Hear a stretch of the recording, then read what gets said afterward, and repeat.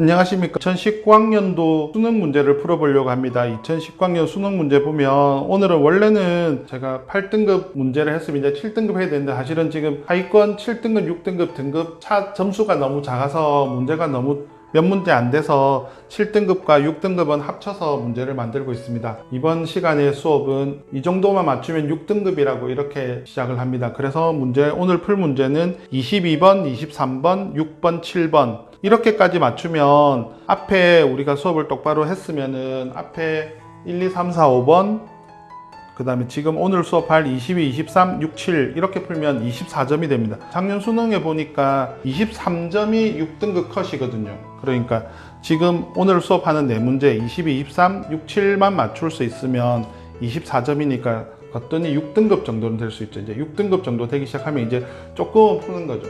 그렇다고 막 6등급 문제가 지금 문제가 막 8등급 문제만큼 쉽냐?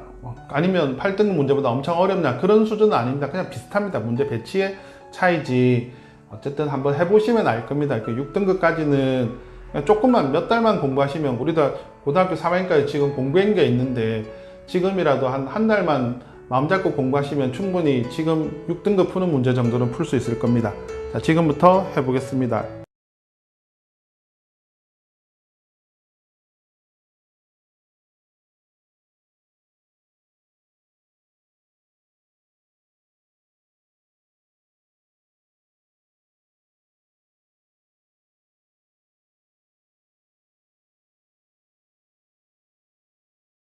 자, 22번 보면 6P 빼기 6C2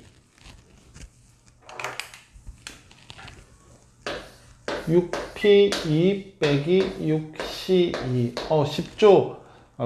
9등급 8등급 문제 8등급 문제에서도 이런 거 했었는데 그래서 아까 말씀드렸듯이 막 7등급하고 8등급의 문제 수준 차이가 나는 건 아니라는 거죠. 그냥 제가 임의로 요게 좀 많이 쉬웠다 해서 이렇게 한 거지 사실은 주관식 1, 2번, 22번, 23번 문제도 거의 조금만 공부하시면 뭐 쉽게 풀 수 있는 문제로 되어 있다는 거죠. 6P 보면 6P는 어떻게 하죠? 이 숫자에서 1 내려가서 6 곱하기 5 이렇게 되는 거죠.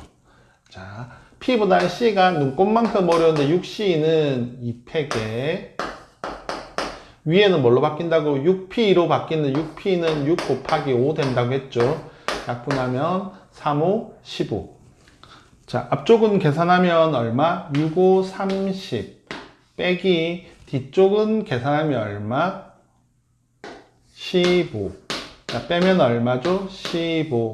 따라서 답은 얼마다? 15 되겠죠. 자, 쉽죠?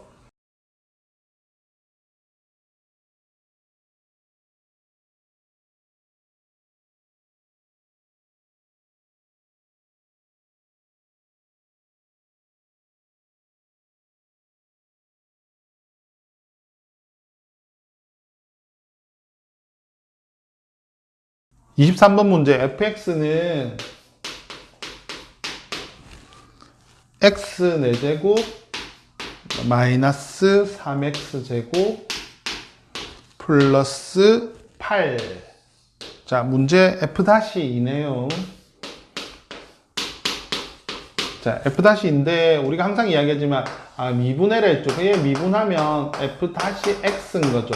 이걸 한 다음에 이렇게 갈 수 있는 거죠. f-x 해볼게요. 어떻게 한다고 했죠? 이 숫자를 앞으로 내려라. 앞으로 내리고 이 숫자에 1 작게 쓰라. 됐죠? 이 숫자를 앞으로 내리라. 앞으로 내리면서 만나는 숫자 곱하면 되니까 2, 3은 6, x에 몇 승? 요 1 작게 쓰니까 1승. 1승은 안 쓰죠.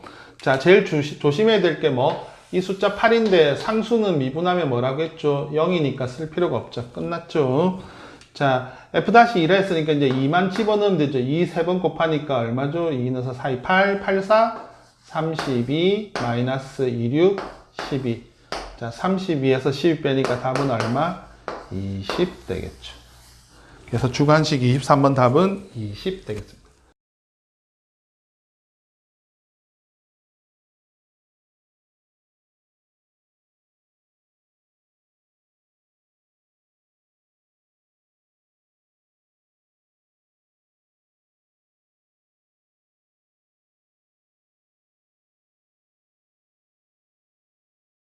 자, 6번에 보니까 1 플러스 x의 7승에 x 4제곱의 개수를 물었죠.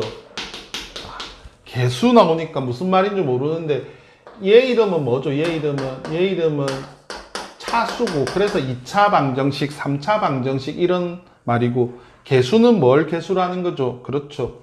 여기 있는 x 4제곱 앞에 이 숫자가 개수죠. 이 숫자의 이름이 개수죠. 이 숫자를 지금 알아맞춰라는 게임인 거죠. 그러면은 쟤를 풀려면은 정말로 쟤를 7승을 일일이 해가지고 한 땀 한 땀 노가다로 해서 수작업을 할 것이냐, 뭐 그렇게라도 풀 수만 있다면 좋은데 7승 너무 계산하기 벅차죠. 뭐 여기서 파스칼의 삼각형 생각해내는 사람이면 8등급 7등급이 아닌 거죠. 자, 그래서 이게 이제 이항정리라는 공식을 이용할 건데, 이항정리 공식이 뭐냐면, 공식 우리가 전에도 이야기했지만 영어 단어 막 영어 문장도 심지어 영어 지문 뭐 한 바닥씩도 외우는 사람이 이거 공식 한 줄도 못 외우면 조금 문제가 있는 거잖아요. 그래서 영어 수학에서 어느 정도 공식은 조금 기본적으로 받쳐줘야 된다고 생각합니다. 이항정리 공식에 어떤 게 있냐면 NCR은 A의 N-R, B의 R승. 이게 공식이니까 이 공식에 그냥 집어만 넣으면 됩니다.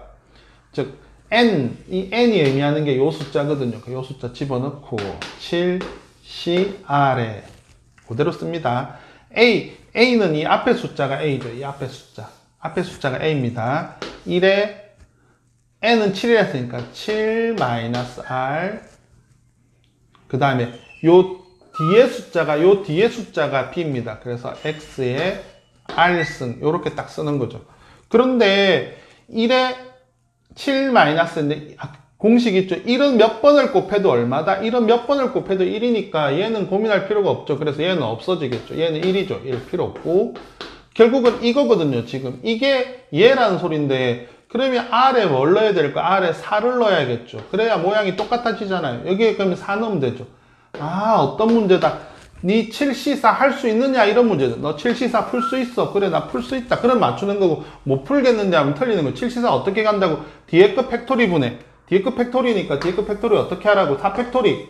4 곱하기 3 곱하기 2 곱하기 1 이렇게 쓰고, 위에는 뭘로 바뀐다고? 7P4니까 7에서 4칸 내려가라는 소리죠. 7, 4개 쓰면 돼요. 6, 5, 4. 이제 다 왔어요. 4, 2, 3은 6. 제끼면 살아남은 애가 지금 뭐 살아남았죠? 얘랑 얘 살아남았죠. 그래서 7, 5, 35. 그래서 답은 얼마다? 얘 들어간 숫자는 얼마다? 35겠죠. 그래서 이 숫자는 35가 되는 거예요. 그래서 x 4제곱의 개수는 얼마? 35가 되겠죠. 그래서 답은 몇 번? 2번이 됩니다. 자, 계속 풀 거니까 이제 이항정리 문제랑 미분 문제랑 막 이런 문제들이 나올 거거든요. 그래서 이런 문제들을 이제부터 또 한 몇 회 풀어보면, 한 10번 정도 풀어보면 느낌이 올 겁니다. 자, 다음으로 넘어가 보겠습니다.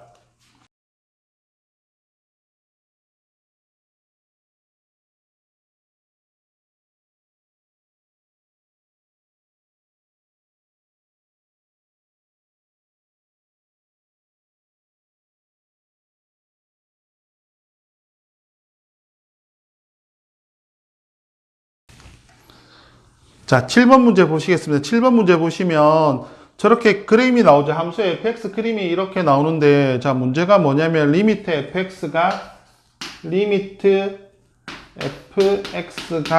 자, 문제 보시면 x가 뭐라고 돼 있죠? 마이너스 1에 마이너스인데, 이 마이너스가 의미하는 거 조심하셔야 되고, 그리고 빼기 리미트 x가 fx인데 x가 뭘로 가죠? 1에 플러스 이렇게 돼 있죠. 이거, 자, 오늘 이제 이거 하겠죠.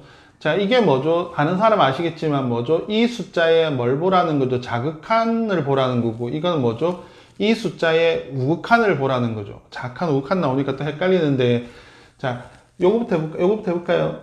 x가 fx 함수가 있는데 마이너스 1에 자극한, 그러니까 마이너스 1에 자극한, 마이너스 1에서 자극한 왼쪽을 보라는 거죠. 뭐 다르게 설명하시는 분도 많고 다르게 막 해석되어 있는 분도 많은데, 그냥 제가 생각할 때는, 그러니까 잘하는 친구들은 보면 그 정확한 답 벌써 알죠? 아는데 그냥 잘 못하는 친구는 어떻게 하면 알까 싶어서 그냥 제가 억지로 만드는 게, x가 마이너스1이 자극하니까 마이너스1에서 약간 왼쪽을 보는 거, 자극하니까 왼쪽이 자극하니 왼쪽을 보라고. 왼쪽을 보면, 왼쪽에 보면 만나는 애가 저 위에 얘랑 만나잖아요. 밑에는 지금 안 만나잖아요.